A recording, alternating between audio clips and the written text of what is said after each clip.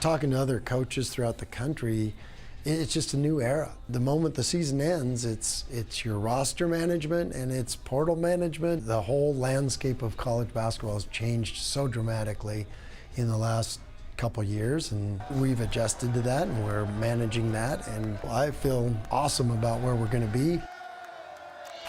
With just 2 weeks to go before the transfer portal decision deadline, chaos could soon happen all across college basketball. Chaos! At the moment, over 1,400 players remain in the transfer portal. The Boise State men's basketball team seems like a candidate to check in on the available talent, but considering all the moving parts on their own roster, technically, head coach Leon Rice doesn't even know if he has an available scholarship at the moment. Again, chaos. You know, at the moment, senior Mladen Armus has yet to publicly announce whether or not he will exercise an additional year of eligibility. Senior guard Marcus Shaver Jr. is in a similar spot, except he's weighing the decision of whether or not to enter the 2022 NBA draft. Then there is Emmanuel Acott, who is also testing the NBA draft waters, in addition to the transfer portal. Now, if all those guys return to Boise under the current roster condition, the Broncos would be out of scholarships. For each one that decides to move on, though, Rice gains the opportunity to add to his roster, which at this point likely means adding a player with previous college experience.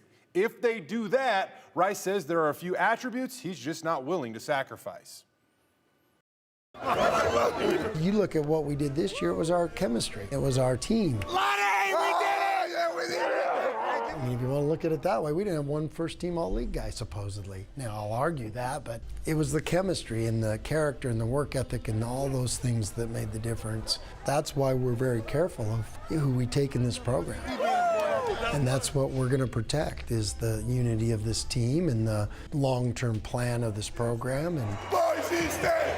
Boise State! That's our daily battle, and it's not just, hey, let's grab the 13 most talented guys we can get, because that's not going to work. There's a lot of examples of that not working last year for a lot of teams, and I think we were the example of the other way, where the value of chemistry, the value of the hard work, the value of the blue-collar guys, the value of the guys that bleed blue.